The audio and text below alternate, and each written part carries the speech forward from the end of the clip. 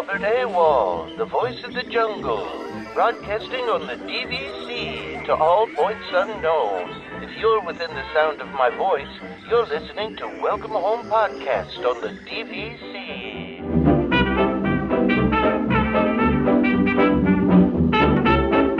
Hello and welcome home. Thank you for joining us on episode 226 of Welcome Home, a Disney Parks and Vacation Club podcast. I'm Tom. I'm here with Trevor and Damon. How's it going, 226. Yeah. 226. So, go ahead, Trevor. Oh, nothing. I was just saying, hey, good morning. Oh, hey. It's my birthday, 226. So, for everyone, there is going to be no episode next week. We are taking a break. Tom is away. I'm at a swim meet. Trevor, you're away as well, correct? Yeah, I'm on vacation. So, yeah, I think it works out best. And we thought about creating a wait list, and we have a very good idea for a wait list, but there just wasn't enough time to properly do the wait list the way it should be done. Sure, yeah. So we'll deal with that later. So the only other things that I have is that, dude, I got a lot of emails from people. A lot of emails. Really? Wait, yeah. The new email address that you created? Yes. A emails? A lot of emails. I was surprised, and a lot of people saying, I guess bluntly, that the group bleeps if I don't come back. I'll bleep that. So, I mean, I guess against better judgment, I will come back once a week. That's it. I'm still super busy. I can come back once a week to the group. I'll try to catch up on everything that's going on. I'll make some posts, and then I'm out for a week. I mean, I don't. So all the emails were just about wanting you to come back. Not all of them, but like 80% of them, yes. Oh, so and there was far too many than I need to deal with on a regular basis. So I will come back. Like I said, probably once a week. I'm just busy. Like, dude, I released that vintage shirt video, which everyone should go watch, because we talked about it on the show about how many shirts I have. Well, I started doing a vintage shirt run for YouTube, kind of talking about all the vintage shirts I have. I had to put What's in My Attic on hold for that episode, but it's a What's in My Attic spinoff, so it was okay. And I did a toy review. I'm going to be getting more toys for review, right? So I'm just kind of busy, but I'll come back once a week for the time being. So wait, is the vintage shirt falls under what umbrella? Is it just under your? So What's in My Attic? But it's What's in My Closet. So does it falls under the What's in My Closet umbrella? Well, What's in My Attic umbrella, yeah. Yeah. Sorry, attic umbrella. I'm gonna have What's in My Attic. Then there's this one, which is kind of What's in My Closet. I'm gonna do a What's in My Library, because I know that maybe not people in this group, but for all the books that I have, I keep showing people my library when they come to visit, and it's all fantasy books. So I'm going to do a What's in My Library. I'll do a What's in My Garage. We'll just keep it moving. All right.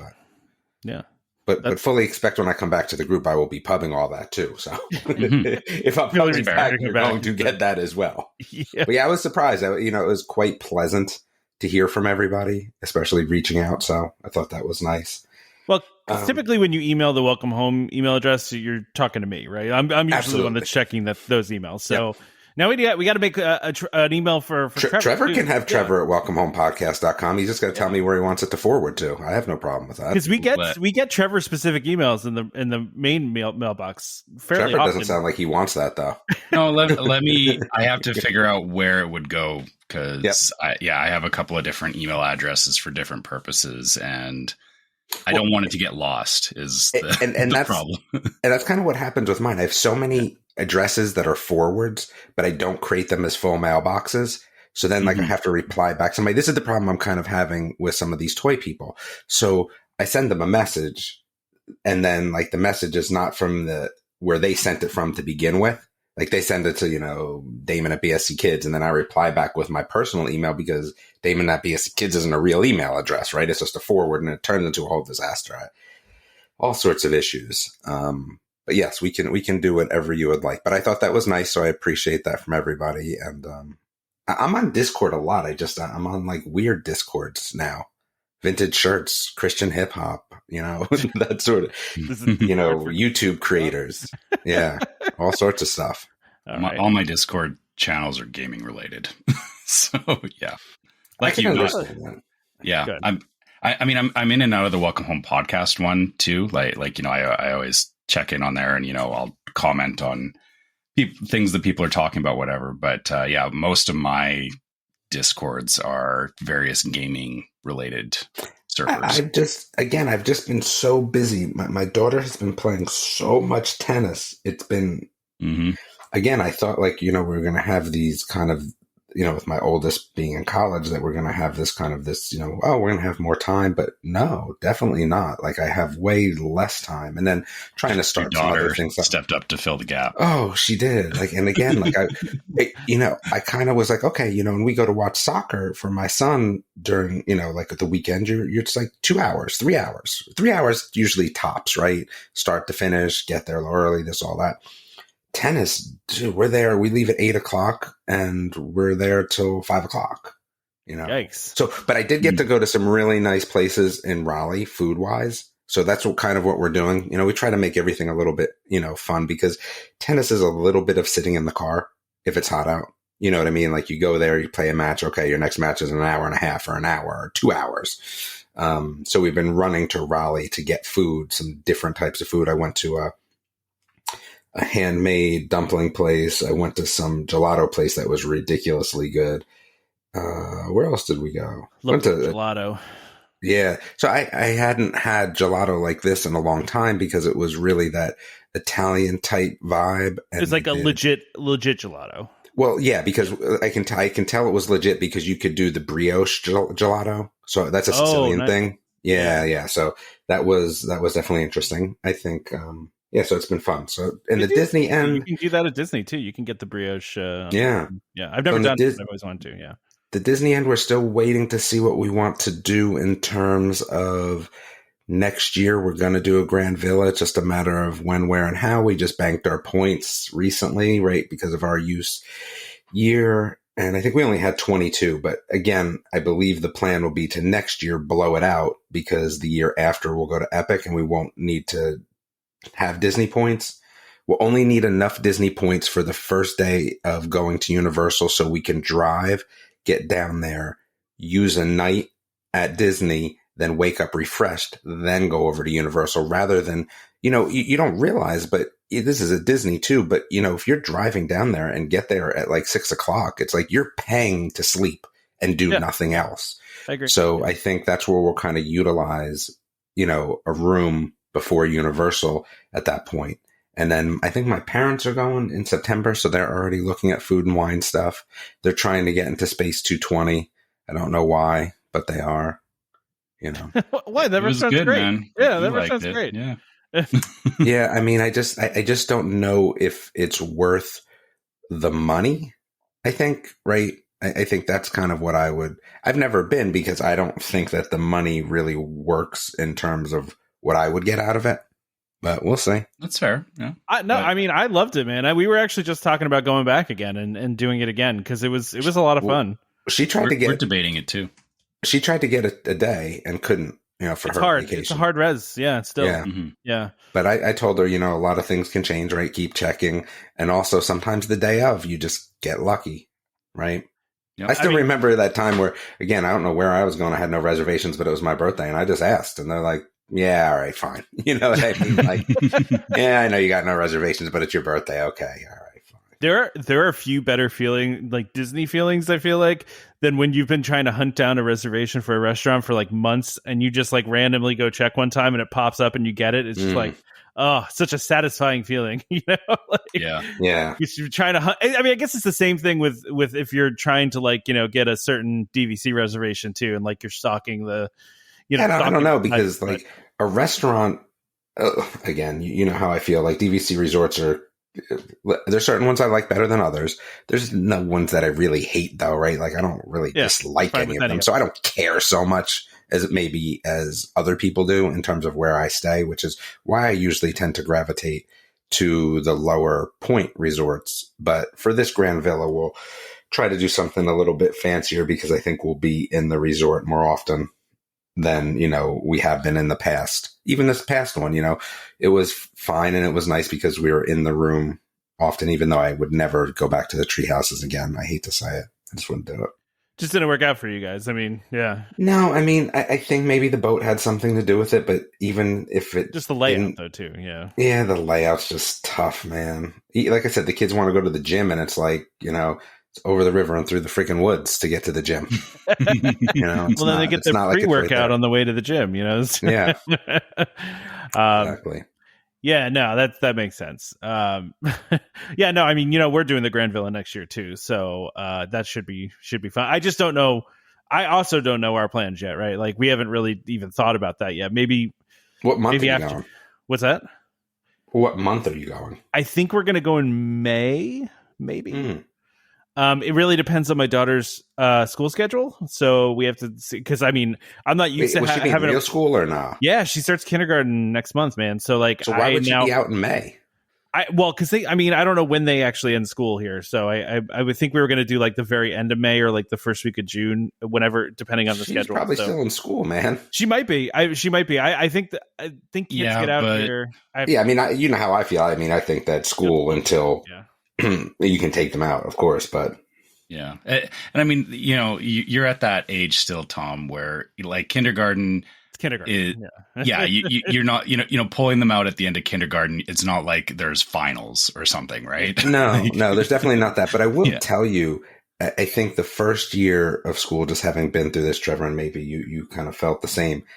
If they really like kindergarten, at the end of the year, there's so much fun stuff going on that they may not actually want to be pulled out. That's fair. And you kind of have to factor that in because, kindergarten's a lot of fun. And I know that when my kids were in kindergarten, like the end of school was so much fun, so much, going on, again, they kind of missed out. It was interesting even for, in college, right? We did something and it's like my son couldn't go back to do, I don't know. There was it was a prom. He was going to his girlfriend's prom, but there was so much going on at the end of the year, even in college, that he was kind of like, wait, I kind of want to be back, right? Even if you don't have finals or stuff like that. So just kind of things you kind of have to think about. You don't want her to be like missing out at school, in those relationships and friends, to go to. I don't know. That's my. No, I agree with that, and it's honestly, dude, you should just go when we go. We could all go together, double Grand Villas. When are you talking?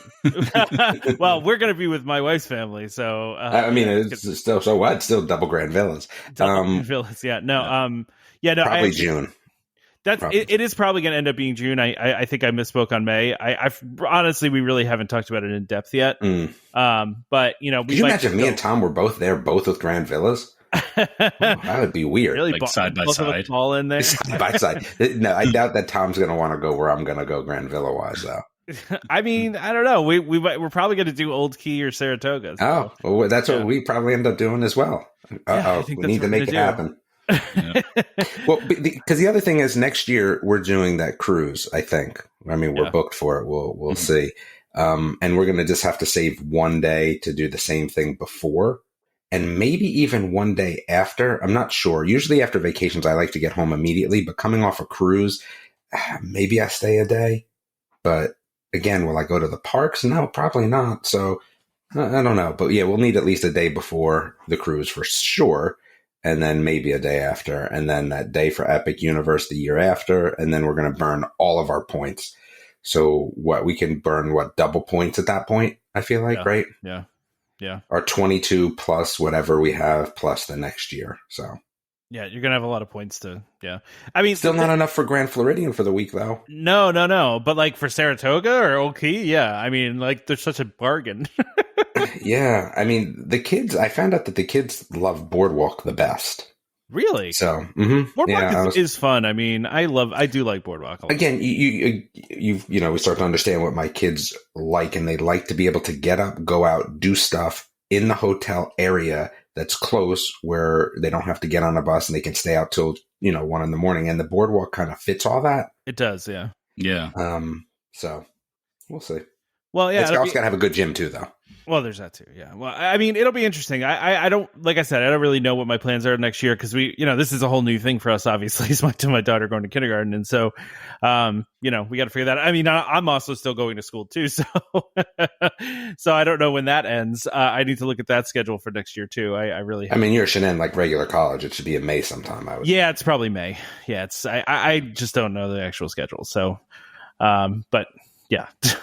Yeah. To your point earlier, Damon, about, not, or your kids not wanting to necessarily be pulled out for trips. Like, I know what you mean right now, because like I've had the similar conversations with my son that we were like, hey, we could do something, like end of grade 10 for him. And he was like, no, I don't want to do that, because he's like your kids, he's getting into like that next phase and he's more interested in that. So we're kind of in the same boat, that we have a trip planned in February specifically because we kind of planned around like his or PD days. So like he has like a short week, but outside of that, it's hard.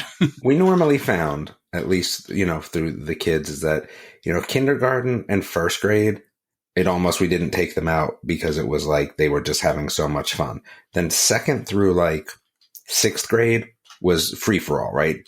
Do whatever, right? Take them out, whatever. And then seventh grade was kind of like, we're getting close. And then eighth grade, right? In the US and depending on your school system, a lot of kids graduate from eighth grade, right? From middle school. So eighth grade is a tough one. And then once they got into high school, it was, you could take a day or two, but a week would be just too much work to catch up. And usually we planned it around long weekends, holidays, because at least in the school system down here is that, and again, someone's going to have to remind me about this, but I feel like there's been some new school thing passed that they're not allowed to give homework the day before a holiday break or something. There's some weird thing that happened like recently. It's been in the last couple of years where homework can't be given before a break or something like that, right? Well, I don't know. Yeah, so it's helped because now usually the day before breaks, or there's nothing going on, right? So you can get out of those pretty easily. So we would never take a full week off. But again, if there was something, let's say, that was happening over a holiday or a long weekend, we've done that. And then I guess we still have our Dollywood trip.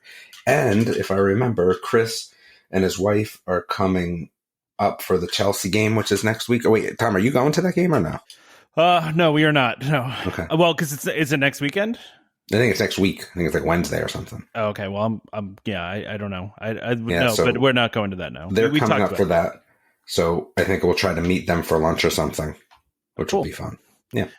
Yeah, I don't know if you saw. I know you haven't been in the group, but you just reminded me the two of us being next year. I think it was Becky and I want to say Ashley. I don't know if you saw that they were like on a trip together. Not together, but they were like right down the hall from each other, basically at the same time. Yeah, which was kind of funny. I think it was Ashley. I'm sorry if I said the wrong person, but. Like I said, I mean, it's going to be interesting to see what we can do next year. I've been kind of itching to take a cruise too. I've been talking to my wife about this, and I'm just like, man, I keep seeing like videos. Think it's too young, man. Yeah, I know. I feel like they'll get more out of it because they're just so expensive. I know they feel like, because how old is she now? She's 5. Yeah, she's 5. Yeah, I feel like 7's that great cruising. She'd be 6 by the time we would go on. I mean, because that's not so bad then. Yeah, I mean, she would be. Yeah, that's not so bad. Go ahead, Trevor. You're gonna say something? Sorry. I was gonna say. I think 7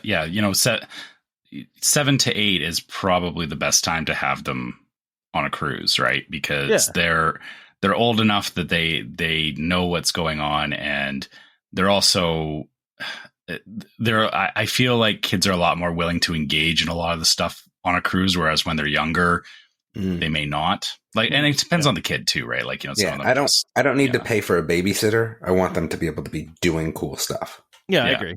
Yeah, I agree. All right. We got questions, huh? Yeah. Let's do this. Yeah. So Alexis asks, is there anything you'd like to see behind the scenes that's not currently offered? What would it be? I missed the backlot tours because you saw working studio stuff like costume design, etc. I would love to see where the Imagineers create. How about you guys? I like this question. This is a good one. I like this question, but I wish I had time to think about it. You know what I mean? Like, this is a thought one. I don't really think I have an answer, unfortunately. So I agree with the Imagineering piece. I would love to take a tour of Imagineering, but I think I've said this on the show before. I would love to do like a tour of like the place where they test all the foods out backstage, where they are like creating like new a foods. chef's kitchen. Yeah, tour, right? like would they like do like a tasting thing where they like? I mean, I don't even know why they don't do that, because why wouldn't they want the feed? I know they get cast feedback, like they bring cast in and they have them like rate stuff, but like get guest feedback too, right? Like you could make people pay for the tour and then also have them give surveys on the food. You know what I mean? Like, I feel like you could totally do that.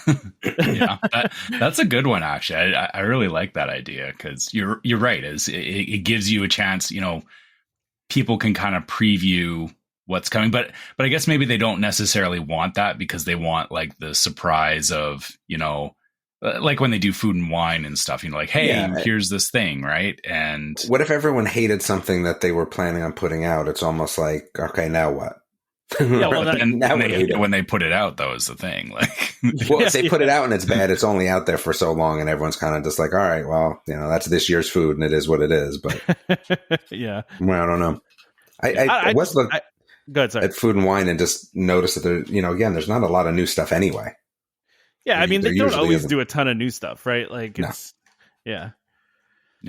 So outside of food, what else? I'm trying to think what else I would like to see behind the scenes. Yeah, I don't want to ruin any magic, so it would have to be like the behind the scenes tour is definitely not magic ruining. I mean, it's not a phenomenal tour either. I feel like the behind the scenes safari, not really magic ruining. I don't really want to see how rides work, because that's a little magic ruining for me.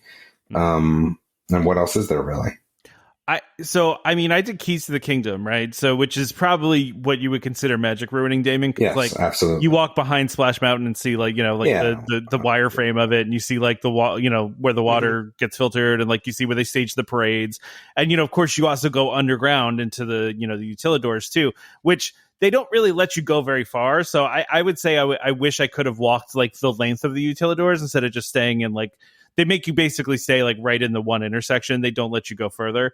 I would have liked to walk the whole distance of that. I mean, small thing, obviously. Yeah, I know what you mean though. I kind of would love to see behind the scenes in some of the rides. I don't know. That would be something I would enjoy. Like, I've never been evacuated from a ride somehow, and I've always wanted to be. I know that sounds like a stupid thing, but like I have always it's a legit thing to want to have if you've gone to Disney long enough. Like I said, I don't want to be. Thank you very much. Thank you. I'm good. My crowning achievement for ride evacuation was Big Thunder, which that's pretty cool. It's like we actually had to walk underneath of it, and it was miraculous timing that it was actually right as the fireworks were going off, so we actually heard the reverberation of the fireworks inside of the ride, which is crazy. Like it's really, really loud, but it was like that. Yeah, that was cool. I'm trying to think if there's anything else that like you said, it's hard because it's like part of me is like you, Tom, I do like seeing like the mechanics and that kind of thing, but like you, Damon, I also don't want to ruin the magic on everything for myself. Yeah. So it's like, what else is there that you could do behind the scenes on? That's why I said the food one, Trevor, because like they have so many behind the scenes tours already, right? Like, I mean, like if one existing that I'd want to do is the one in Epcot where they take you to the American Adventure and they show you how like you can actually see how like the sets that come up from into the stage work, which apparently is a really cool site. Like it's a very like complex, piece of machinery, but like most of the time you can't see that kind of stuff. Right. Like, so, but that's one of the ones you do get to see, but I know what you're saying, Trevor. It's tough. That's why my answer was the food one. Cause I feel like you're not really ruining the magic there. And I think it'd be kind of cool to have like a taste kitchen experience, Yeah.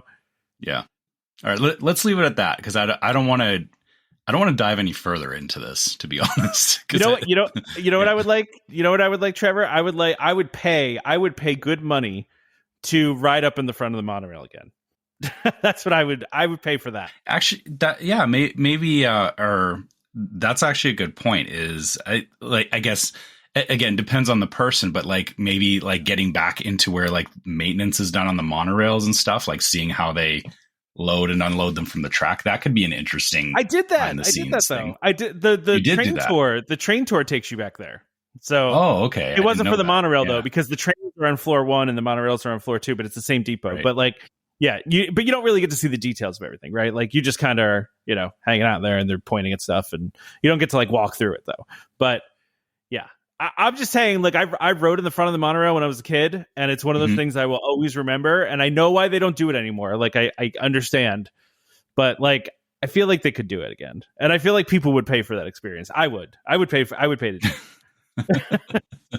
Just give me like a whole loop, give me a loop around the Magic Kingdom and give me 2 Epcot and back. I don't know how much I would pay for that, but it would be I would consider it at most prices. Wow. Yeah. Maybe I'm in the minority here. I don't know. Yeah. I don't know if I would pay for that per se, but it would have to be part of something bigger, I guess, would be my thing. Just part of a bigger tour. Yeah. No, I agree though. I would love to go see the maintenance thing. I highly recommend that train tour because there was some really cool stuff on the train tour. So, okay, all right. Yeah. So all right, Elizabeth. Elizabeth. Oh, yeah. you got it. Do you want to do it? Yeah, I'll do it.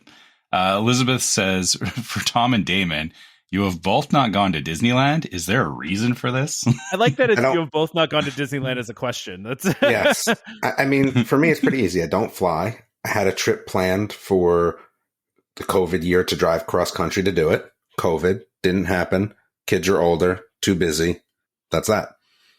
Yeah, and truthfully, my answer is just I haven't gotten to it yet. Right, like it's definitely in the plans at some point. I also do not like flying typically, but I will do it. I mean, I'm flying this week, but it's not my favorite thing in the world to do, and flying all the way across the country is not all that appealing to me either. But eventually, I would like to do a trip. My wife and I actually just talked about this the other day. When my daughter gets older, maybe when she's a teenager, going out to the West Coast, doing Disneyland for a couple days, and then going out to Aulani for a week or whatever. Because we do want to do Hawaii at some point. So. Yeah, I mean, that sounds good. We still talk about trying to pull off some sort of crazy trip cross country. The problem is I'm just, as I kind of count through the schedule of all my kids, I think the only time it would be possible again is not this upcoming year, because my son's still swimming. And then the year after, I feel like it would have to be at some weird time because as a junior in college, my son's probably going to have an internship. But if we can sneak it around that internship, and then my middle one will be in college, so he can take some time off of swim after the school year. It won't be as big of a deal because he'll already be, swimming for a school. And then my daughter will be in high school, but she doesn't. I mean, she can miss a little bit of tennis. I think that would be it. So we're talking if it was to happen, it would be in 25. And then the problem with 25 is that we're trying to go to Epic Universe. So if you're asking me to choose between Disneyland and Epic Universe, I'm probably going to Epic Universe. One, it's closer. Two, I think it's got more stuff that I'd be interested in. The only thing for me that would be a benefit in Disneyland, again, Trevor's got us hype on the Indiana Jones ride, which is fine, but more of who would I be able to see there that's famous? That would be about it. But I don't have this huge interest of going there again. I think if I was more of a Marvel person, maybe it would be a bigger draw just because of the fact of what they have there, but I'm not. So, yeah. Trevor, have you ever seen anybody famous at Disneyland? No, I've never been that lucky, unfortunately. It's supposedly there is lots of famous people that show up in the parks from time to time. That because the weird thing about Disneyland is because it's a lot, it is definitely a lot smaller and a lot more local people go. You do stand the chance to have something like that happen there more than anywhere else. Like, I don't know if you guys saw, but they had the cast from the new Haunted Mansion movie. They were actually working at the Haunted Mansion in Disneyland. Oh, were they? I didn't see that. No. Just for me, it would be like Jamie Lee Curtis running into her at Haunted Mansion would be like crazy. Like that. Well, and they had that thing where yeah. Johnny Depp was being Jack Sparrow on Jack Sparrow Pirates, in Pirates for a while. Like he was in the ride acting like Jack Sparrow. I mean, that kind of stuff is really cool that they do that. Yeah. So yeah, I mean, there's a higher chance of that happening, I guess, in California than Florida. So I would say so. Yeah. Did you see the one? I meant to send this to you guys. If you didn't, did you see the guy that like one of the creators of Phineas and Ferb like went on Rise of the Resistance and it broke down, and so he called while he was broken down and he was stuck on it. He called Scott Trowbridge, the guy that created Galaxy's Edge, like the lead Imagineer for Galaxy's Edge. Apparently, was he that Dan knew him. Povenmire that did that?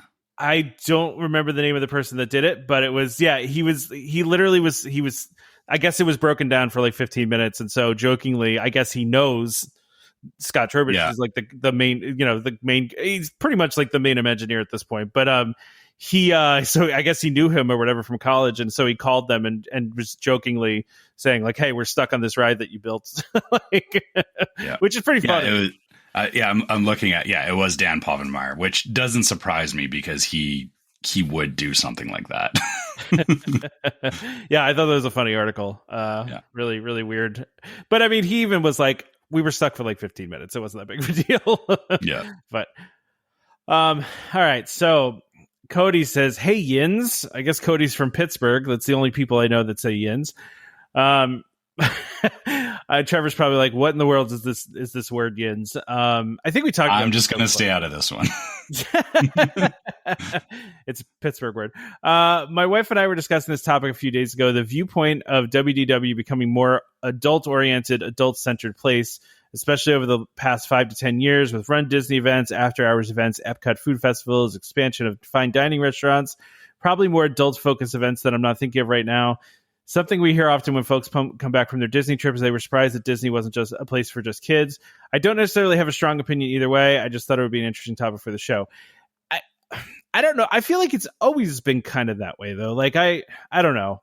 I don't feel like it's become more adult-oriented or more adult-centered. I mean, obviously, they've been putting alcohol in more places in the parks, but I think that's more just because it's a high-margin thing that they can do, right? Like, yeah, I agree with you. I just don't think people realize it. And I think maybe that's kind of the point that he's saying, like, hey, it's just not for kids. And yeah, but I think that people that go already knew that. Yeah. I don't think it's something, I mean, because past 5 years or so, like Epcot food festivals have been longer than that.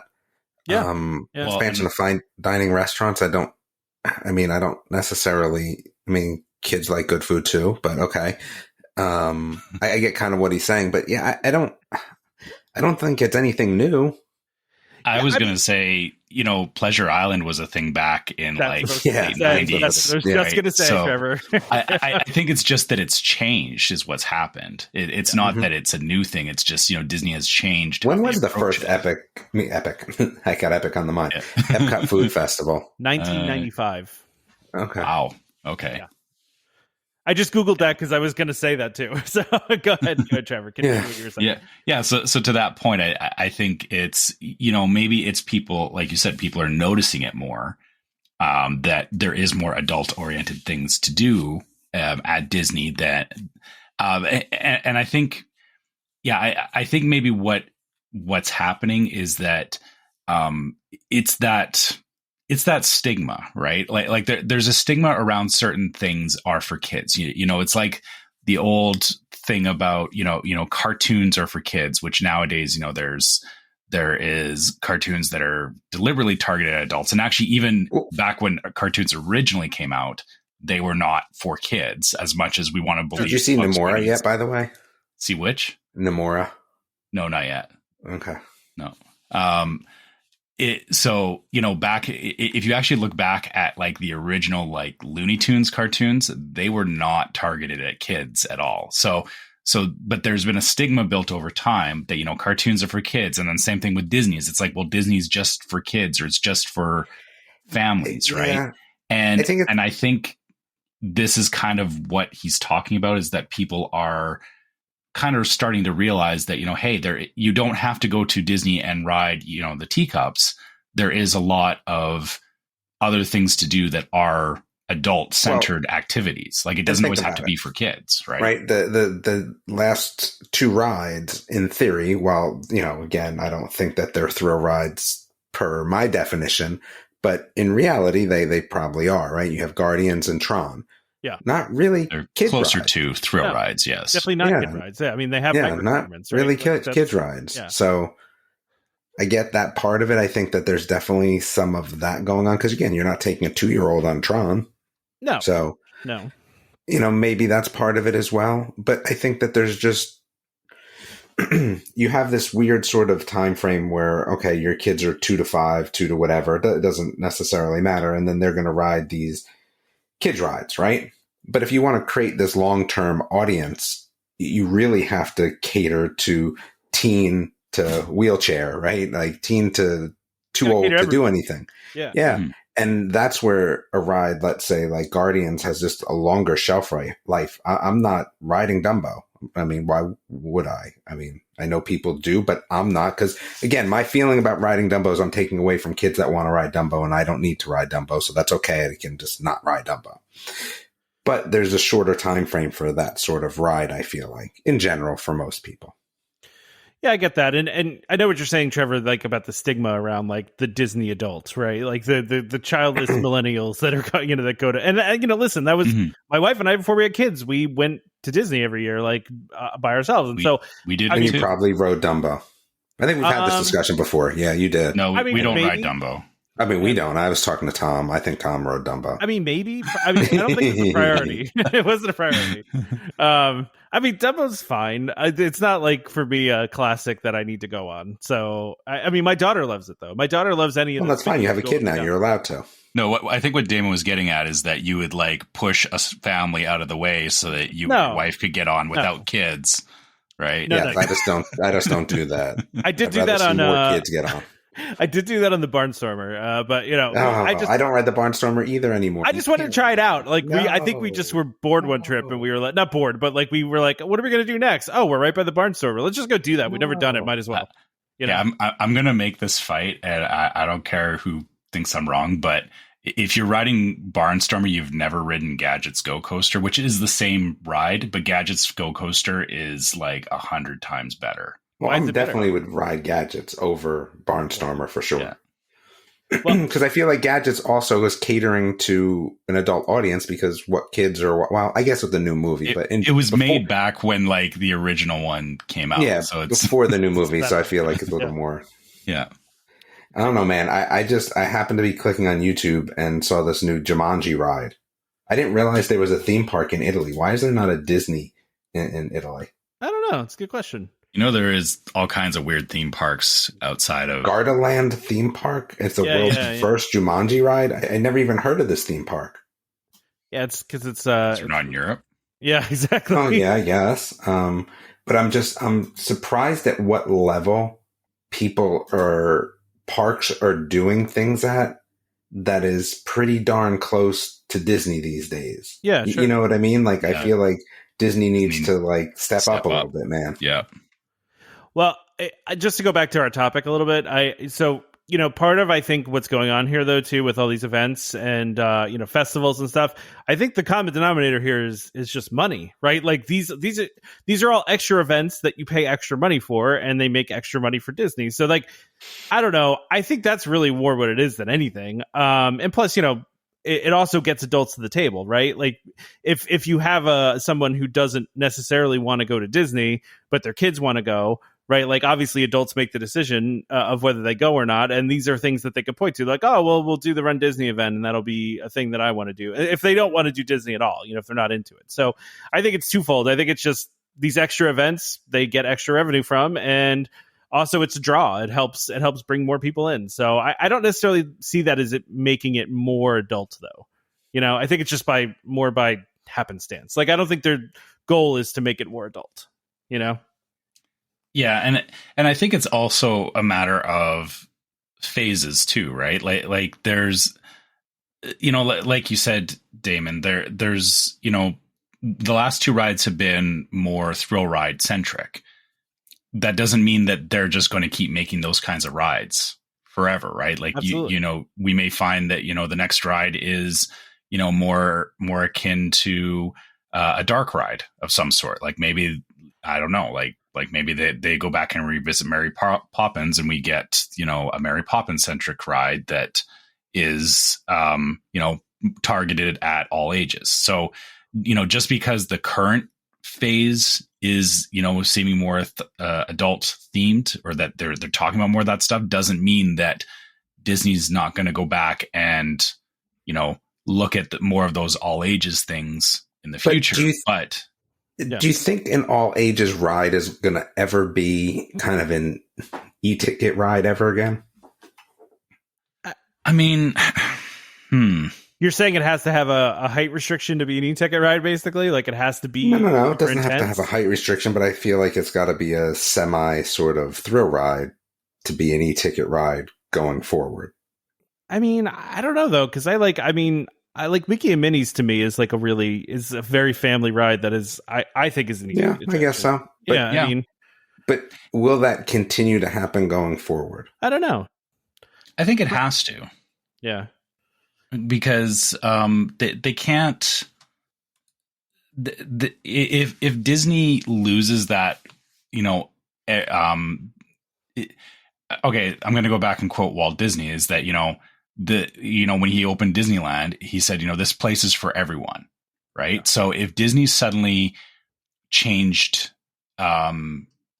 course and they just started excluding particular age groups, or they started we don't really do like young kids stuff anymore.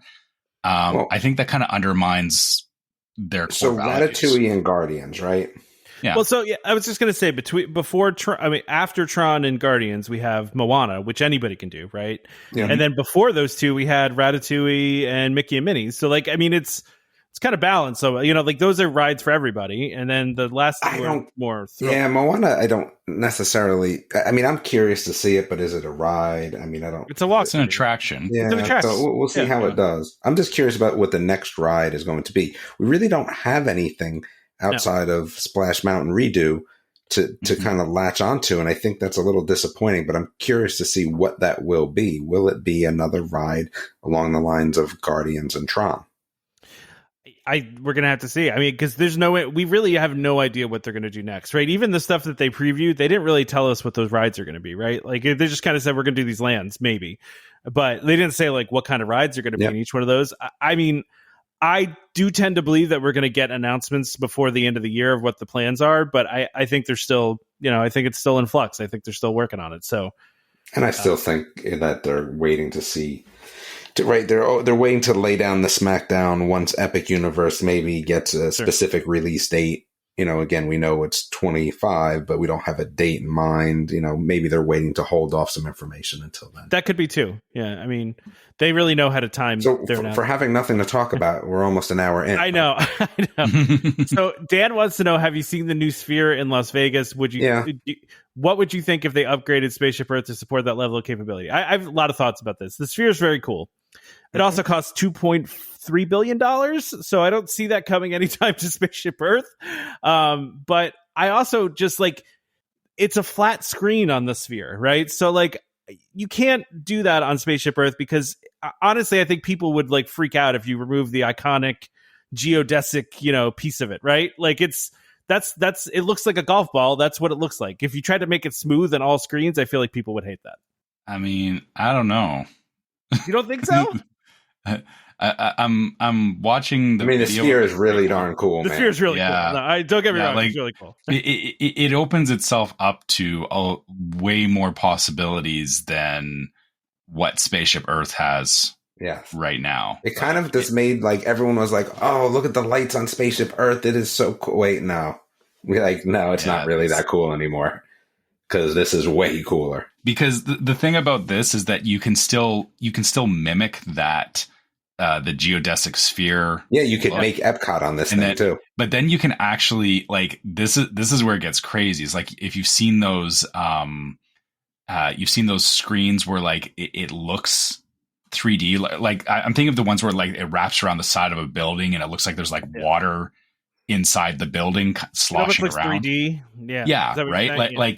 Like that almost opens itself up to, and again, it's very, very hard to do with a sphere as well, but to all kinds of crazy 3D effect.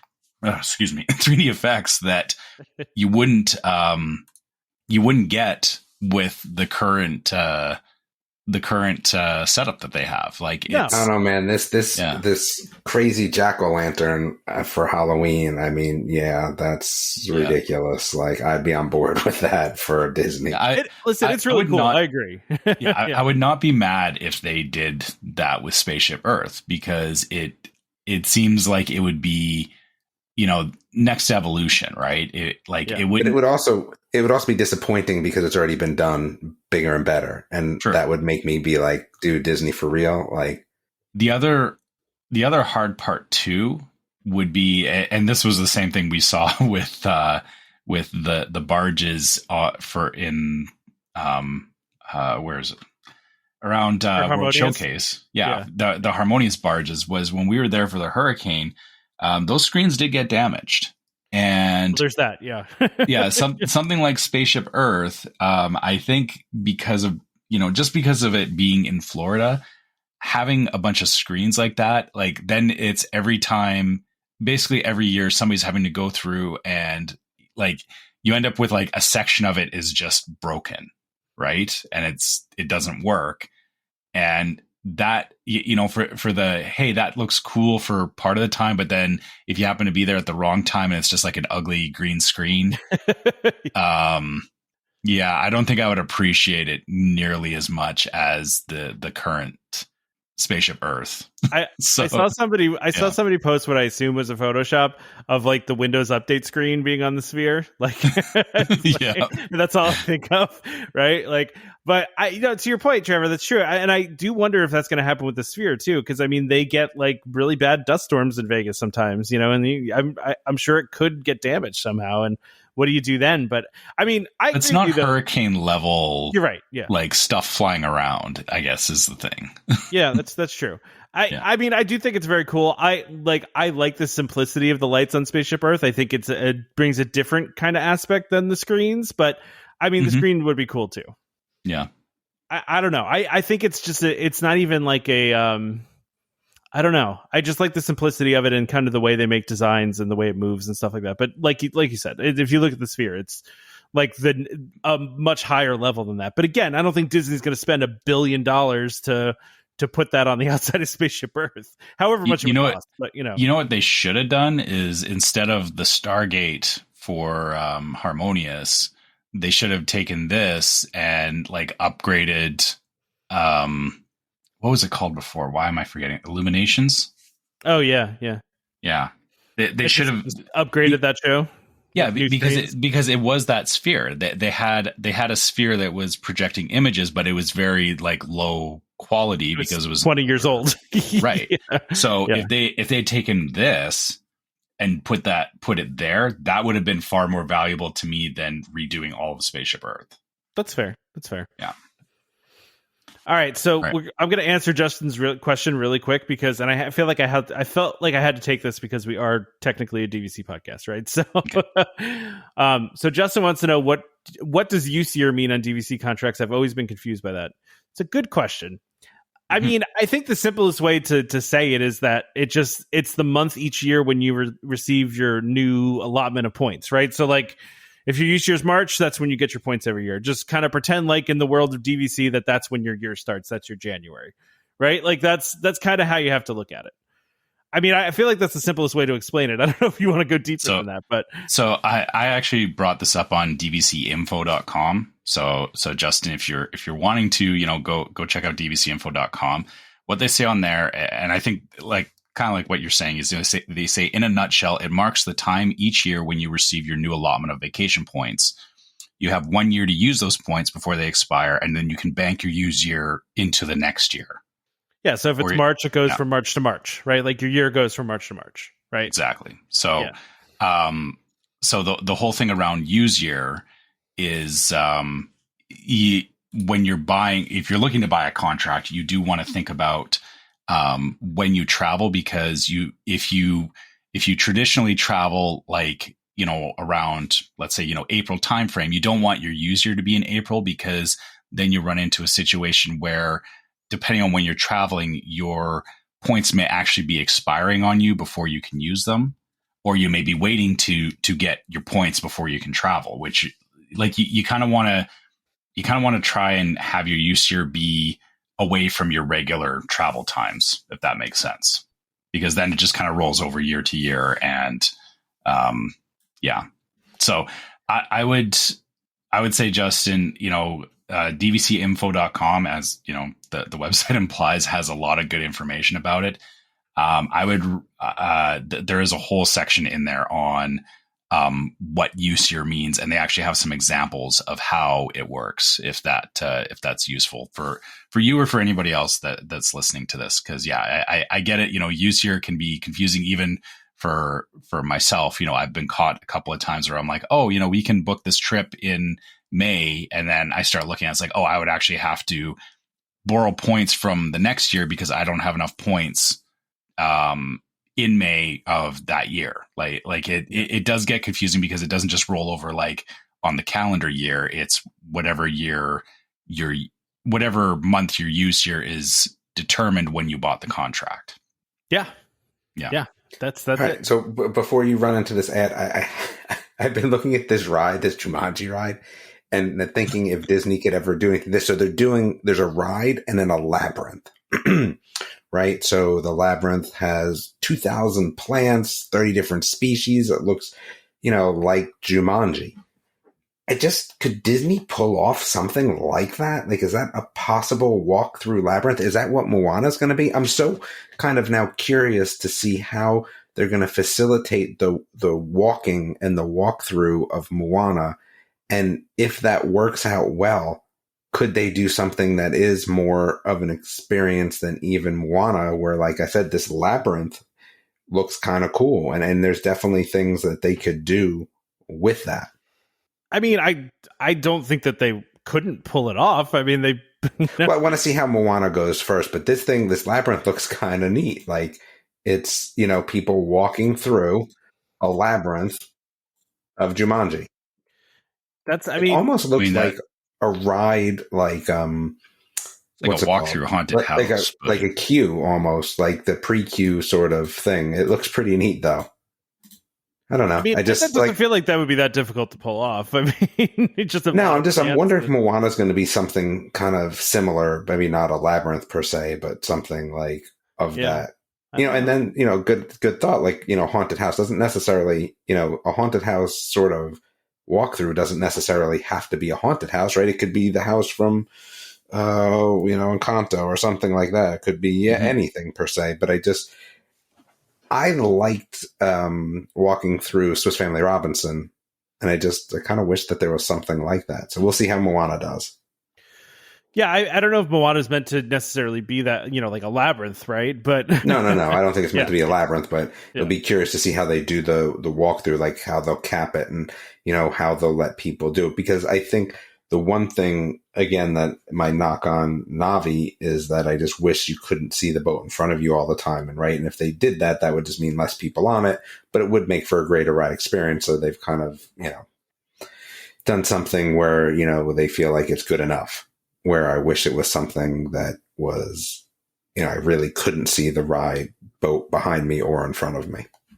I mean, I guess they could have just made it super windy or something. You know what I mean? Where it's constantly turning, so you're never seeing. Well, that's why I wonder, if a labyrinth, an indoor labyrinth, you could kind of pull that off and still have a fair amount of people going through it. We'll see. I don't know. All right, ad time, I guess. Okay, this week it is DVC Rental Store. DVC Rental Store, a World of DVC company, offers magical vacations at an incredible value.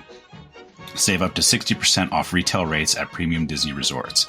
DVC Rental Store now includes deposits as low as 25% at the time of booking and a built-in cancellation policy for every reservation. As always, DVC Rental Store pays out the most for members looking to rent their points. Want to learn more? Go to dvcrentalstore.com or call 1-855-DVC-RENT. That's 382-7368. And when you talk to them, be sure to let them know that Welcome Home sent you, or select us on the drop-down when it when the site asks you where you heard about them. All right. I'm just having to look at this Jumanji, right? Because you're talking about it. Since you were talking about it, I was watching the ride through of the Jumanji Adventure, and it's almost Disney level. And the reason I say almost is that there's a couple of spots in the ride where there's like weird transitions between rooms where it doesn't like they didn't theme it right, so it just looks like just a box. Look, as you look next though, look at this Jungle Rapids ride for a water ride, and it makes me feel like that's what water rides should all be like. I'm also just noting too the actual ride vehicle here is like it feels like they tried to do like the same kind of ride vehicle for it's like a trackless ride vehicle that looks like it's trying to be a truck, but it looks like the ones for Dinosaur and Indiana Jones, but they did make it trackless, but it's like not well themed. Like you could just see the cutoff of the tires and you just have stickers. It's a larger trackless ride, but yeah, like you said, it's, you know, they're getting close. Like the one thing that I think Disney does still have is that they can theme and they can hide things a lot better than most places do. Like they actually think about that. This is just like, it's a good ride. Like it looks like it would be fun. It's just not quite at that same level for theming, I guess. Well, I read that it cost $21 million to make, and I think if Disney made it, it probably would have cost like $200 million. Right? Yeah. Like, you know. Anyway, so what were we talking about? Where were we? We were going to do a random ride. Oh, that's right. We're going to do a random ride, weren't we? Yeah. All right, so I'm going to need to stop looking at YouTube videos of parks that I can never get to. Did you look at Jungle River Rapids, though? No, at some point look at it. It's pretty cool. Oh, yeah. Okay. We'll come back to that after we're done the episode. So, all right, here we go. Spin the wheel. Yeah.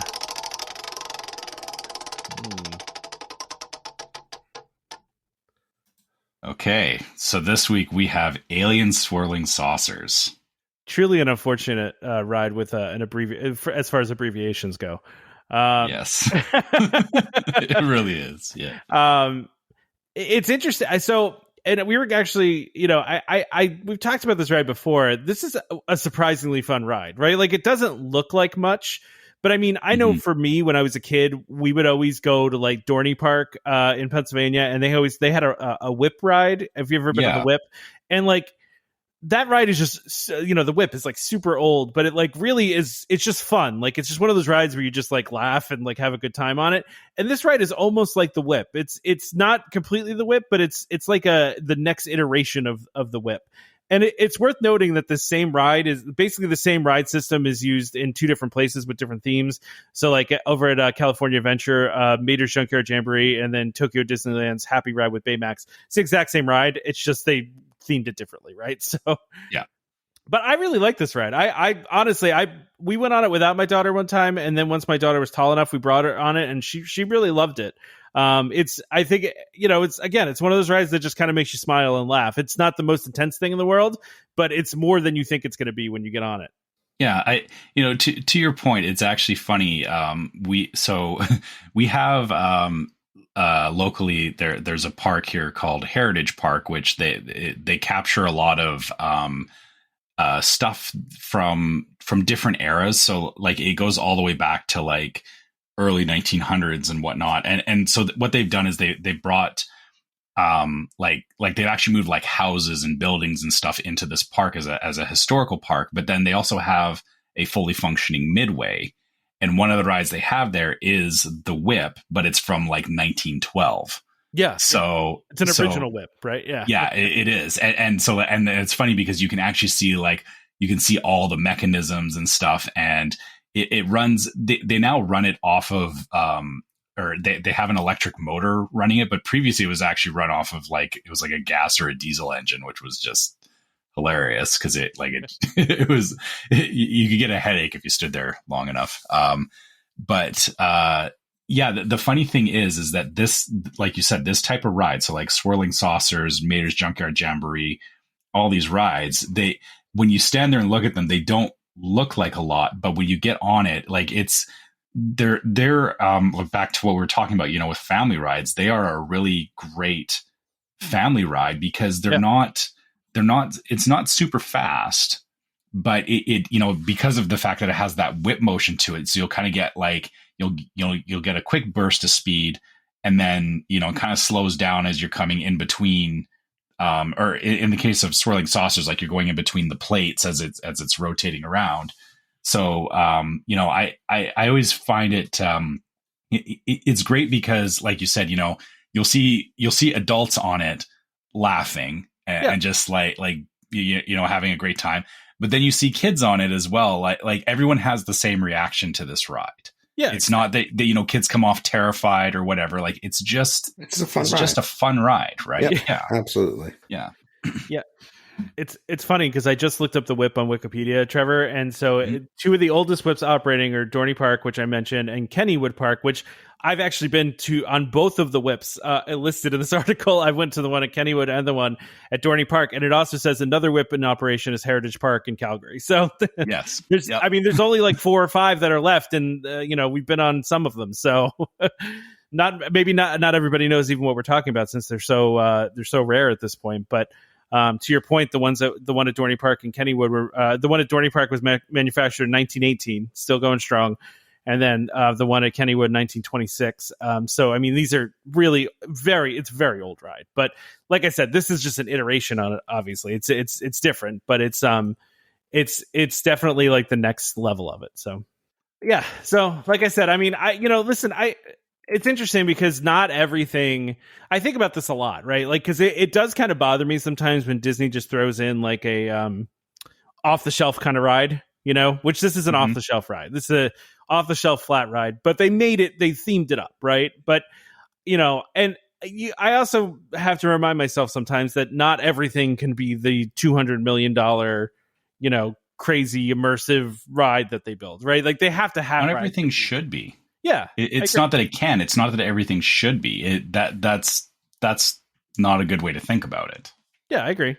Yeah, I agree. So, So, listen, if you haven't been on this, I like you were saying, it's just a fun ride. It just makes you laugh. Like also, I mean, yeah. Go ahead, sorry.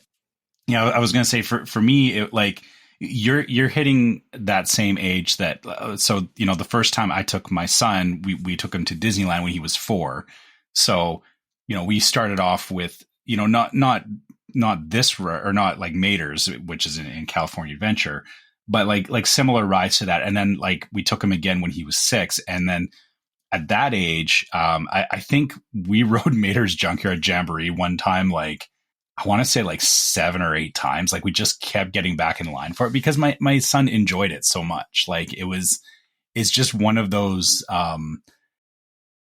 it's one of those great in between rides that, like it's not Dumbo because Dumbo, like Damon was saying, Dumbo is very much for little kids, and it's a very smooth, not much to it.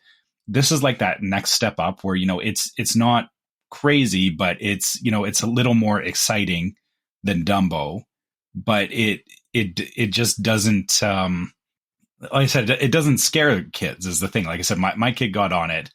He was like, that was fun. And then, we left, we did other things, and then we came back. He's like, I want to go on that again. And it's like, okay, like and he was just fixated on it, which I think like you said, as much as people want to think that Disney needs to keep doing, the big crazy rides, having some of these rides, it fills a niche, right? Yeah, it does.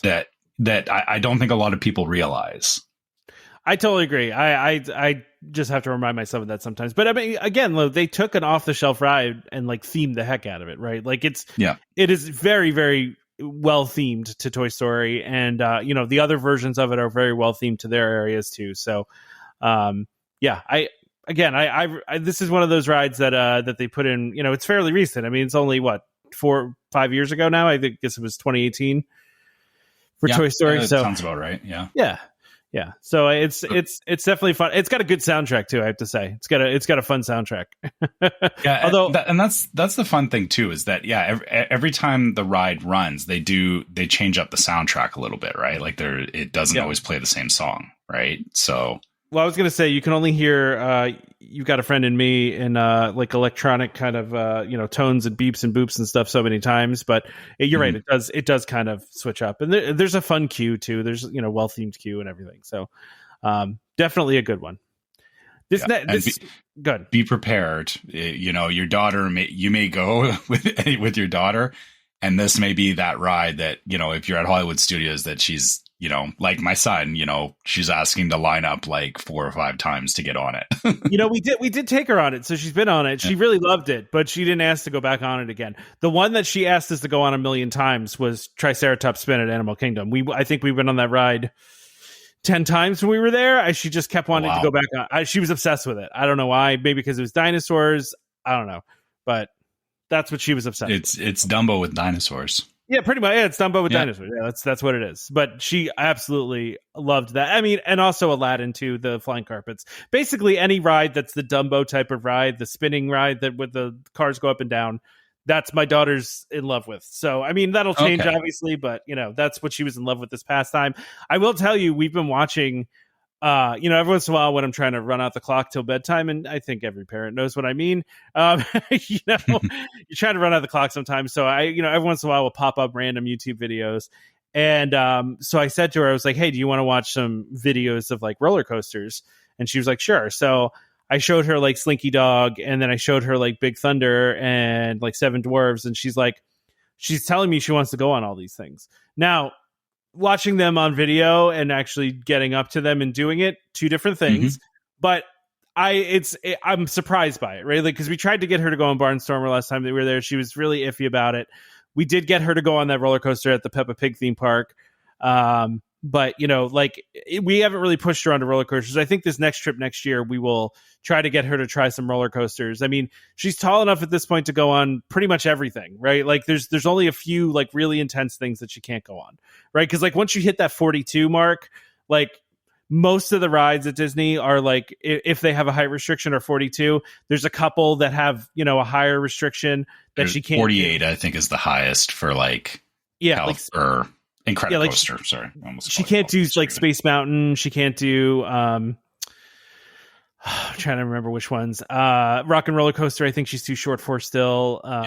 There's a couple of those more intense ones that she just can't do yet. But, we'll try the other ones. We'll definitely try to get her on them. I mean, I told my wife already, if we're going to do Big Thunder, though, that she needs to ride with her because, I'm not the skinniest guy in the world, and you have the one bar all the way across. And, it's oftentimes, even when I ride with my wife, there's a bit of a gap for her in between the bar and herself.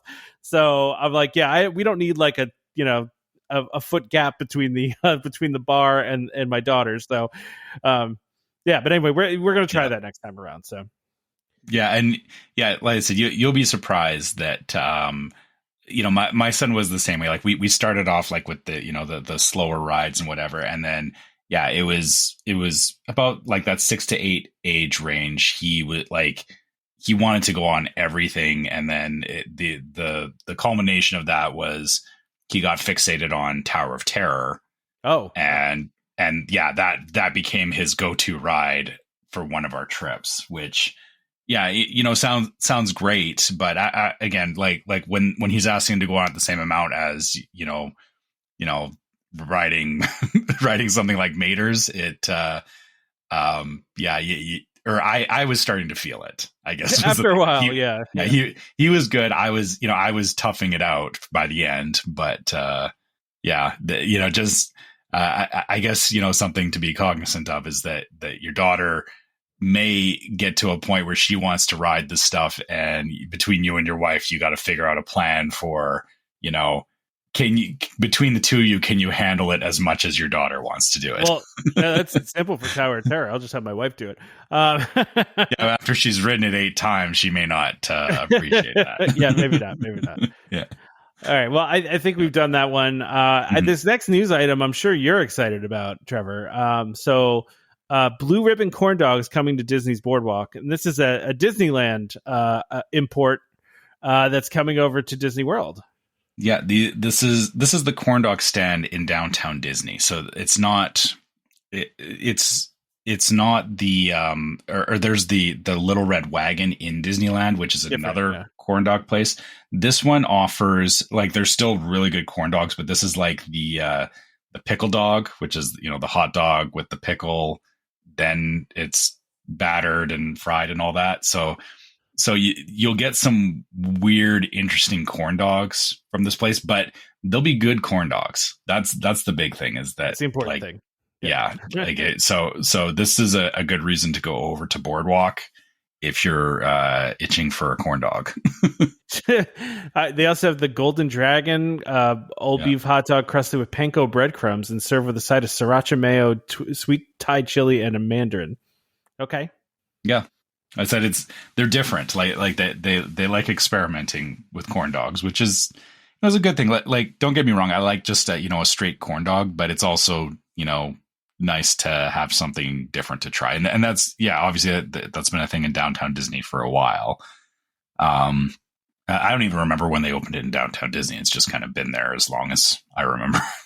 But it's kind of neat that they're I'm surprised that it ended up at Boardwalk and not at Disney Springs. Yeah, I mean, it's an interesting place to put it, but I do feel like it's a good place to put it, because it corn fits. Dogs. Yeah, the Boardwalk evokes corn dogs to me, right? Like that's like a good boardwalk food that you can walk around while you're eating it. You can walk the boardwalk while you're eating it. I think it totally fits. Yeah. So look out for corn dogs. So we're getting our first look now, because the Food and Wine Festival is upon us. Just a couple more weeks till Food and Wine. I'm sure a lot of people are very excited. So one of the big things that they've noted here is that one of the new experiences they're going to have is something at the Brew Wing Lab at the Odyssey is going to have Beaker. Honeydew and Beaker are Dr. Bunsen Honeydew, I should say, his full name, are going to be doing some sort of like show, I guess. Is that what they're doing here? Yeah, I mean, or something. Is it like a live show throughout the day? Is that what they're doing? Yeah, I don't know. Or hold on, what is it? What's the description of it? Join Dr. Bunsen Honeydew and Beaker as they experiment with tasty flavors at the Brew Wing Lab, which that implies that the Odyssey, there's going to be a live Muppet show going on while you eat wings. I mean, that's kind of awesome. Yeah. Not kind of awesome. It's really awesome. That is awesome. Yeah. I'm glad that they're bringing the Muppets into, like, I love whenever they bring the Muppets in the parks for this random stuff. Remember like that short show that they had over at like Liberty Square where they just had the Muppets in like windows doing like this Salute to the America thing. And I love that. That was amazing. Yeah. And the fact that they're bringing this, and also too, there's that robot that they have too, where it's the two of these two, where it was like a Streetmosphere thing that they haven't done it, I feel like, in a couple of years, but there was that show that they used to do. So like the fact that they're doing a food and wine thing with this, I just love. I think it's going to be awesome. Mm-hmm. And so you're gonna have a chance to sample some of their kooky concoctions, like unnecessarily spicy yet extremely tasty Scotch bonnet pepper curry wings. That is the longest name I've ever seen for a food item ever. Coming in at 1, 2, 3, 4, 5, 6, 7, 8, 9 words. Or the pickle milkshake. Would you try a pickle milkshake? I would. Would you? Yeah, just purely out of curiosity. I'm not expecting that it would be good, but I'm sure that they would figure out how to make it palatable. Good. Yeah. Interesting. I mean, I'm trying to think about how, pickles and milk just don't go together in any. Really don't. Actually, that's not true, because you can get dill pickle dip, which is yeah, that's true, creamy and dill. So okay, maybe it would be there are people that drink pickle juice, right? Like that's a thing. People drink pickle juice. I wouldn't do it, but there are people that do. So I also want to mention here too. So they're going to be adding 25 global marketplaces. They have returning the Fry Basket, Flavors from Fire, Canada, India, Spain, and then they're going to add 4 new marketplaces later in the fall for the 100th anniversary, called Char and Chop, Wine and Wedge, Bubbles and Brine, and Swirled Showcase. They're going for an alliteration thing here, I guess. Yeah, which is fine. But that's cool. I also saw too, and I didn't put this in the article, Trevor, but there was, I guess there's something, some sort of Canadian thing called a beaver tail that is coming back to. Are you aware of this beaver tail thing? Oh yeah. Beaver tails are awesome. Yeah, so I guess they used to have beaver tails at the festival years ago, like a long time ago, and it was like a festival favorite, and they're bringing it back this year. Yeah. Oh, sweet. Good. Yeah. Beaver tails. So you usually see them at like fairs and stuff. And actually, I think even here, like they're kind of, or they're very much like a touristy thing. Like or I guess it'd be like, getting a corn dog at the fair kind of thing. But, the thing about beaver tails is that you can get them in all kinds of different flavor combinations. So like it's kind of like a funnel cake, I guess, but you get like you can get them, like strawberry shortcake, you can get peanut butter, you can get chocolate. So it's very much just a dessert thing. And yeah, I'm wondering how much, like, I'm betting that it won't be like a full, or like up here, like beaver tails, like you go into like a shop and they just like, it's just beaver tails, right? Like, I don't know if I can see them doing all of them, I guess, or all that, like how many options are going to be. Yeah. I don't know. I just saw the article that it was going to be offered. And although it's funny because I don't really see it on this menu that we're looking at. But yeah, apparently this is a thing that's happening. So, so here's the article. It's iconic beaver tails returning to Epcot. They'll be served at the refreshment port just outside. So where I usually get regular poutine at the refreshment port there. That's where they're going to have them. Yeah, exactly. It looks like it's just one. It's just a cinnamon sugar one, Trevor. So it's a cinnamon sugar beaver tail. So yeah. All right. Yeah, I guess. Yeah, that's okay. I usually go for the peanut butter. The chocolate peanut butter one is my favorite. But chocolate peanut. Okay. Yeah. So it looks like they haven't. But I don't remember it ever being there. But they said it's been gone for 15 years. This article said so. 15 years ago they had them.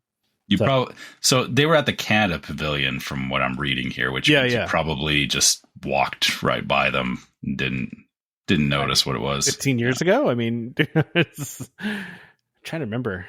I mean, I don't think I went to Food and Wine 15 years ago. So that I remember, but I also have to say though, too, just getting off food for a second, like some of this merch is really cool. I actually really like the jacket that they're selling. Like the logo they have this year, I feel like is kind of cool.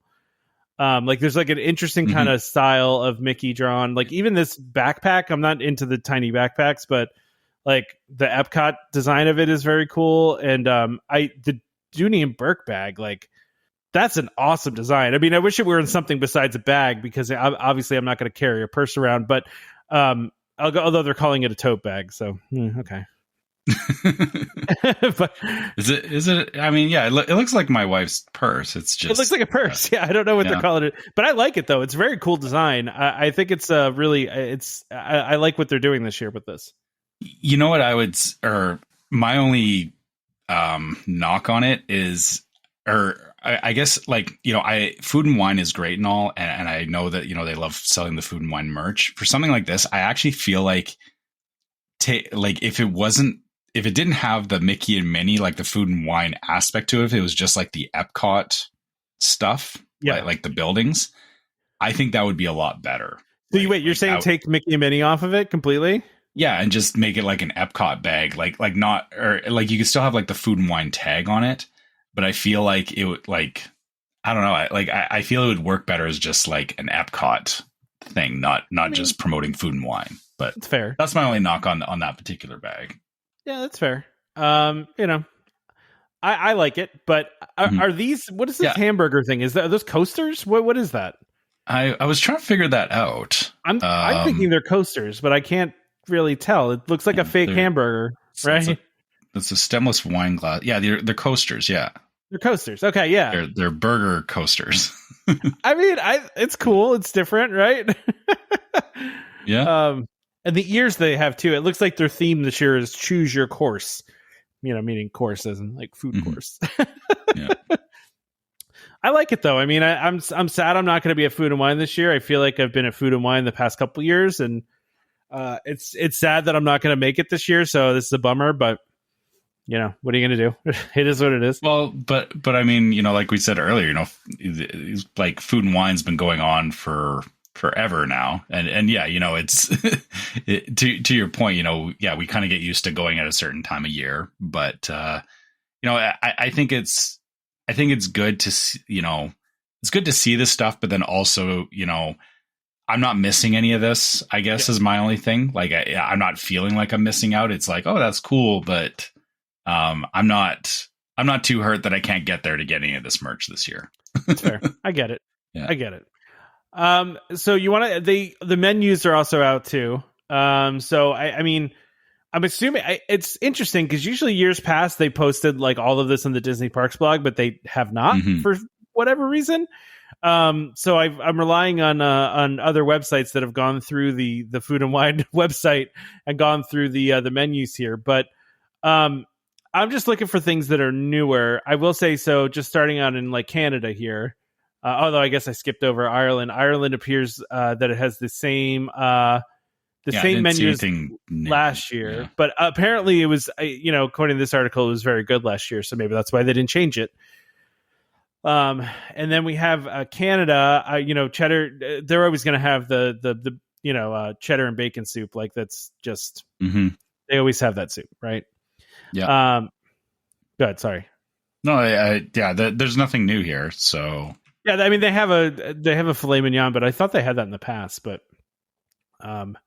let's see. Yeah, they did. That's why, because I remember because it has the Boursin cheese potatoes. Yeah, it's nothing new there.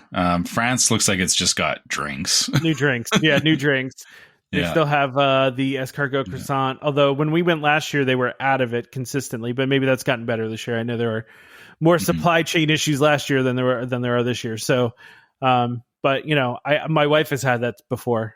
Not my cup of tea. Not something I would be getting. But she's more adventurous than I am. So, we saw. So we got Greece with a new item, a plant-based Impossible. Was that moussaka? Yeah, which I've never had a moussaka before, so I don't know what makes a plant-based one better or worse. Yeah, it's like it's a traditional Greek eggplant casserole made with baked or pan-fried eggplants and then some sort of beef. So that's it says a rich tomatoey beef or lamb mince. So they're obviously using Impossible for that instead. So right, all right, cool. Yeah. I'm not up in my Greek foods. Yeah, neither am I. It seems interesting. Still, like there's a lot of. I mean, I guess it is Food and Wine. They seem to be focusing a lot more on the wine aspect this year because I'm seeing a lot of beverage. Like under the beverages, there's a lot of new stuff which we usually don't go into too much. But Japan looks pretty new. Food. Japan looks new. So. Oh, hey, yeah, hello. There you go. So they have all these, taiko roll. Yeah. That's right up your alley right there, right? Yeah. A sushi roll with tuna, cucumber, daikon radish, served with a spicy sauce. Yeah, that sounds great. Yeah, and then the teriyaki chicken bun is back, which I feel like I've seen people in the past say that's a really favorite. That's a festival favorite, right? Yeah, it does seem like you keep the festival favorites around, Yeah, I mean, steam buns in general. Like, I'm a sucker for steam buns. Yeah, they're just good. Like I don't know, the dough, like the dough with the filling and everything is just perfect. Like, why would you mess with it? Yeah, exactly. Yeah. So Flavors of America has a pretty much full menu here. So they have an Italian hot beef sandwich. Okay, That's a thing that a lot of people like. And then there's the seafood stew, and then a corn tortilla chip with salsa verde, ranchero chicken, queso fresco, and cilantro lime crema, and a soft poached egg. Okay. And this is about the America. That's the American Pavilion. Okay. Interesting. I mean, these are all like. I wish we had pictures. I'm sad we don't have pictures. Yeah. I mean, because like an Italian hot beef sandwich, I guess that's a very American thing. The hot beef sandwich feels very American to me. Maybe the seafood stew, they're going like East Coast kind of. I mean, not even. I mean, maybe. I guess I don't know. Not the East Coast places I'm from. Maybe like New Orleans or something. Guess, I don't know. Yeah, I guess I'm looking at because So I'll be honest. Like I know lobster rolls are a thing. I don't get lobster rolls, so. Yeah. I've tried a lobster roll. I didn't like it that much, I guess is the thing. So I don't quite get like I like seafood, but seafood stew and stuff is, I don't know. I'm just assuming that it's like you said, maybe it's a New Orleans something. So I Googled this, and apparently this fish stew originated in San Francisco. So it's actually a West Coast. Okay. So it's West Coast. Okay. Yeah, so I was totally wrong. All right. Yeah, exactly. All right. So hopping down to Italy. Italy is one of those ones I always see bad reviews for, although I've always gotten the stuff there and found it to be tasty. So I don't know, but they've got a whole new menu. So what were you going to say, Trevor? Go ahead. No, I'm just agreeing. Yeah. So we have this one that's fresh-faced focaccia, which I love focaccia, beef meatballs, tomato sauce, and burrata cheese. I feel like you can't go wrong with that. That sounds delicious, right? Yeah.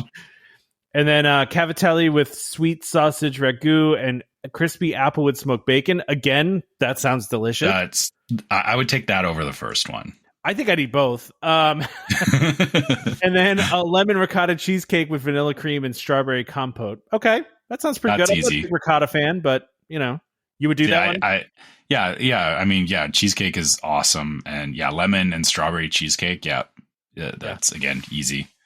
Yeah, that's fair. I would tough it out even though I don't do dairy. So we're going to skip over Spain because there's nothing new there. And then it looks like Germany's the same, which is actually not a bad thing because Germany's got some really good stuff. In fact, my favorite thing at the festival is always this pasta gratin dish that they have. It's pasta gratin with ham, onions, and cheese. It's they give you a huge portion of it. It is delicious. In fact, last year when I got it, I was with my mom at the time. It was just my mom and I for whatever reason. Everybody else wanted to hang back. And we went and got this, and she was like, "Whoa, this is amazing." I was like, "Yeah, it's really good. Yeah, it's one of my favorites." And then apple strudel with vanilla sauce. You're not going to get it. I like the strudel. The strudel is really good. Yeah. And I mean, bratwurst too. I mean, I understand why I don't change anything there. Like, just keep it there. I mean, that's it's fine how it is. Yeah. And then the Alps, this is the one where you can go and do the, and this is very popular and good, is the warm raclette of Swiss cheese, where they, they're heating up that giant thing of Swiss cheese and scraping the cheese right onto your plate. That's always a popular thing. I mean, it's also just like fun to watch. Right. I don't know if you've gotten that one before, Trevor, but it's, no. But again, dairy, that's a little bit too much for you, right? I have to really pick and choose what I go for that has a lot of dairy in it, unfortunately. They do have a new item though, dark chocolate fondue with berries, pound cake, and meringues. Okay. I like a fondue. In fact, we're doing a fondue restaurant for my 10-year wedding anniversary is coming up this year. My wife and I just decided we're going to go to a fondue place. Wow. Apparently this one's a plant-based as well. It is. Yeah, it is. Yeah. Interesting. Yeah. So India looks like it doesn't have anything new, but apparently I think it was very popular last year. So, I mean, this one was. Have you ever done like tikka masala or? I have. Yeah, I have. Or anything like that. Yeah. Cause again, that's just good food. Like, again, I don't know why you would mess with it. No, I've had it. I think that's what I usually get at the restaurant that's at Kidani. Why am I? Sanaa. Sanaa has. Sanaa, yeah. So that's what I typically get there, and it's very good. No, you're right. Why mess with it, right? Yeah. So China has a new dish, which is a crispy duck bao bun with hoisin sauce. Ooh, I bet that's going to be good. That sounds pretty good. I've never had duck before, though, I will say. So that's not a meat that I've had before. So I don't know if I'd be into that. My wife likes duck, but. Yeah, I would compare, or like if you get like chicken thighs, like it's a little more, I guess fatty, but like it's got a different flavor for sure. Like I like it. I like duck. It's good. yeah, that's fair. Yeah. It looks like Mexico has a whole new menu. So they have a braised, yeah, which is sad because Mexico's always a popular one, right? Like I feel like you had a couple things added. The tacos Vampiro from there. Yeah. Or was that? Yeah. Or no, sorry, that wasn't Food and Wine. That was Flower and Garden. Yeah. That's Flower and Garden. So, yeah. All right. Okay. So maybe it's not that bad. Yeah, maybe it's not too bad, right? But they have a tostada de carnitas, which is braised pork on a fried corn tortilla, black beans, avocado mousse, and queso fresco and chives. Mm-hmm. Yeah. Okay. I mean, pretty standard. Yeah. Like Mexican food. Yeah. Slow braised beef short rib on a corn tortilla with again the avocado mousse and onions and some salsa, and then they have is this a wait? Why does it say pastel impossible? Yeah, I thought maybe that was a possible meat, but it's a dessert. So it's layers of traditional Mexican flan and tres leches with guava and cajeta. Wow, that's interesting. Yeah, I want to see what that looks like. I need a picture. I feel like Disney's going to post this on Parks Blog like next week, and we could have talked about this next week with pictures. Or we're skipping next week, so the week after, I guess. But I mean that sounds delicious. I love a tres leches cake. I don't know about you. I'm a big tres leches fan. Mm-hmm. Yeah. Australia is the same. Nothing. Yeah. Hawaii's not available. So sorry. Yeah, Hawaii's in August is when this is coming out. Yeah, and the Kahlua pork slider again. Yeah. Yeah, it's going to have some spam involved. As Hawaii tends to do. Mm-hmm. Then we've got, let's see here. They got the Noodle Exchange, which was, I think, one of your favorites, right? Didn't you go to the Noodle Exchange or no? My wife's favorite. My wife. Yeah. I was gonna say I didn't stop at Noodle Exchange on my last trip. So yeah. Gotcha. Yeah, no, my wife loves that one. But we also have the wing place we just talked about with the Muppet Experience. They're gonna have some new wings. They've got an orange cardamom wing, which that sounds good. Then they have Impossible Buffalo Chicken Tenders with plant-based blue cheese and plant-based ranch and celery. Not for me, but I know my vegetarian friends would be very excited about this. And again, as a non-dairy, this is right up my alley. And it's not because I'm like all plant-based, but I do prefer plant-based stuff because I can eat it without having issues with dairy. So this buffalo chicken with blue cheese is like one of my favorite things. Having a plant-based option there for it, I would be lining up for this. What if you could just get the plant-based blue cheese though, like separately, or the plant-based ranch separately, and just carry it around with me? No, I mean just get like traditional buffalo wings that are real meat, and then just have the non-dairy stuff to dip into. I'm sure they could do that, right? Yeah, I mean that's true. I could ask if I could have the regular buffalo wings and then the plant-based. I'm sure they would do that. Yeah. Probably make that work, but. Either way, I mean just buffalo blue cheese is just awesome. I love it. It's great flavor. This other one they have here too is scorching hot Scotch bonnet pepper curry wings, which I mentioned previously with the Muppet thing. Yeah. So, and then the rest of the stuff is the same. So they've got garlic parm wings, they've got peanut butter and jelly sticky wings, and they also have crispy Brussels sprouts too, which I'm a fan of some crispy Brussels sprouts. Those are good. I like Brussels sprouts. And it looks like they're kind of doubling down with the it looks like the Impossible Buffalo Chicken Tenders and the Brussels sprouts will both do the plant-based blue cheese with plant-based ranch. So yeah, you got a couple of options there, which is it's very cool that it's more plant-based options, right? Absolutely. I always appreciate that they're doing that. So, like Trevor, I don't know about you. One of the stops I'm definitely making on my next trip is to the new barbecue place in Toy Story Land, because I've heard really good things. I've heard the food's really good and the atmosphere's great. But yeah, me too.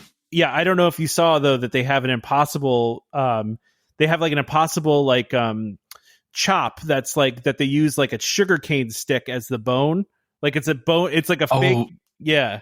Yeah. I did see that. Yeah. And I was telling my sister about that, who's a vegetarian, and she was like, "Oh, that's so cool!" Like, you know, that first of all, that they even have stuff like that, but like that they even tried to simulate a bone with a sugar cane, piece. So I just thought that was cool. But Flavors from Fire is a booth I wanted to stop at last year and just never got to it, unfortunately. But they have some cool stuff there. So they have a new this year. They have a chimichurri marinated skirt steak taco, crushed avocado, grilled corn salsa, pickled red onions, queso fresco, and cilantro lime cream. What I'm really looking at, though, here, Trevor, is this spiced chocolate tart with barbecue potato chip crust, salted whiskey caramel, and smoked sea salt. Okay. I want to have so I'm trying to break down these flavors. I'm thinking about like, okay, you know, spiced chocolate, you know, is good. But then barbecue potato chips, I've never had that with chocolate per se. So you're getting you're getting that salty and sweet. I get that. But then you're throwing in salted whiskey caramel, which that has its own flavor profile. Like caramel is a very like strong sweet, and then smoked sea salt. Like it feels like this would be like a back and forth between sweet and salty, and I don't know where it would actually land if I would like it or not. I understand. I would try it though. I definitely would want to try it. Yeah, I'm the more I'm reading it, I'm like I keep thinking like, ooh, and then wait, hold on, is this? I'm not sure. Like it sounds good on paper. That's the part that gets me. Yeah. The last booth we have here is the Fry Basket, which is coming back from last year, and they do have they have pickle fries with dill ranch. Yes. What is that? Are those actual pieces of pickles, or are they actual fries? Have you never had pickle fries before? No, I've never had pickle fries before. What are pickle fries? I mean, are they like deep? I guess it would pickles? be like yeah, deep fry. I would assume deep fried pickles, because deep fried pickles are amazing. I mean, that's what I guess just down here we would call them fried pickles. Like I don't think I've ever heard them called pickle fries before. But I guess, or maybe, I don't know, maybe it's how they're cutting them thinner than a deep fried pickle, because usually you get like wedges, right? With you get wedges, or you can get them cut in circles too. Like it just depends. I guess that's true. Yeah. But yeah, no, I now that I Googled it, I'm like, yeah, I've seen those before, but I feel like I've always just seen them called deep fried pickles. I mean, they're just pickles cut in fry shapes and battered and fried. Fried. Yeah. Which is they're just good. I love those. Like yeah, I mean, and then they've got returning things here like the barbecue bacon fries, the smoked aioli, sweet potato casserole fries. Like this was another booth that I meant to stop at last time and did not unfortunately get to it. So I will say, I did try the Fry Flight, and the one that I actually, because the Fry Flight is the sweet potato casserole fries, the sea salt and malt vinegar fries, and then the yuca fries is the three, I believe. Well, sorry, it's not the yuca. It's not the yuca in this one. Yeah, it's the bacon fries with the smoked aioli. I think it was the bacon fries were the ones, like two of them I really liked, and then one of them was like it didn't do it. And it like the sauce didn't really do anything, and the fries were just like nothing. Like they didn't they didn't taste like anything interesting. And the funny thing is like the salt and malt vinegar had more flavor, but that's because of the malt vinegar, right? Like malt vinegar is very strong. Exactly. And my family hates the fact that I like malt vinegar, because they don't like the smell of it, which I get, but it's tasty. All right. Well, I think that's all we got for this week. I think that's really it. So unless you have anything else, I think we should wrap it up. Yeah, we should. All right. So as usual, if you guys want to reach out to the podcast, you can always find us at welcomehomepodcast@gmail.com. We love getting your questions. You guys share trip reports and stuff with us. So, we feel free to always send us an email if you guys want to get in contact with us. Like Tom said, he's the one who mainly looks at it, but we all do. If you send anything, we'll all chime in and reply back to it. So yeah, we just love hearing from our listeners like that. In a similar vein, if you're on different social media platforms, you can find us on Facebook as Welcome Home Podcast. You can find us on YouTube also as Welcome Home Podcast. You can find us on Instagram as Welcome Home Pics. If you're on Facebook a lot, you can go to our Facebook group, Welcome Home Disney Waitlist, and join the group and see what people are talking about. A lot of our listener questions come from the Facebook group. So, that's a good place to put questions if you got them. And it's, they're not just for us. We have lots of very knowledgeable listeners that will, help people figure out their plans for their own Disney trips or answer DVC questions and whatnot, which is really great. So yeah, check that out if that's interesting to you. And if you want to help support the show, you can go to store.welcomehomepodcast.com and check out our different merch that we've got there. There's shirts and mugs and all kinds of great stuff you can get. Or if you would rather support us through Patreon, you can go to patreon.com/welcomehomepod. Check out our different levels of Patreon support, which all have unique rewards that you can only get through Patreon. And anyone who supports us through Patreon also gets access to the Discord server, which is yet another place that we love interacting with our fans. So if that's of interest to you, please check it out. Last but not least, if you're listening on iTunes or Spotify, leave us a 5-star review. It does help more people find the podcast because that's just how algorithms work. And it's right. I mean, yeah, it's true. Yeah, it is what it is. So, leave us a 5-star review because it does help the podcast and it helps other people find the podcast who may be looking for this kind of stuff. And if you're on iTunes, write us a review because, we do read those reviews and we may even read it out on the show if you put one on there. Don't have one today, but don't forget to subscribe. I can't speak now. Don't forget to subscribe to Welcome Home Podcast so you can be reminded every time we release a new episode. You can find us on Apple Podcasts, Google Podcasts, Amazon Music, TuneIn, Stitcher, Spotify, just about any podcast app out there. You can find us, just search for Welcome Home, look for the castle, which, Trevor, I don't know if we're talking about this yet or what's happening with the castle, but let's leave it at that. Yeah. Yeah. There you go. Think about that for a minute. Yeah. Things happening. If you're I don't think everybody listens all the way to the end. I think a lot of people probably bail out at this point. So if you've listened all the way to the end, you've been rewarded with this cryptic clue of something that's going to happen. Anyway, so just a reminder to everybody, to our listeners, Welcome Home Podcast is for entertainment only. We are not employed by the Walt Disney Company. As such, all opinions expressed on the show are our own. So please consult a DVC representative or Disney cast member for more information about what we talked about today. Huge thank you to our sponsor of this episode, which would be a DVC rental store. And also World of DVC for continuing to support this show through the many, many years that we've worked with them. So please check them out for all your DVC needs. Join us next time for more Disney Parks discussion. Of course, more DVC talk. We hope to see you all real soon. This is Skipper Albert Awol, the voice of the jungle, signing off from Welcome Home Podcast on the DVC. Do a huddle when we hit a chair. How she can cuddle is no man's affair.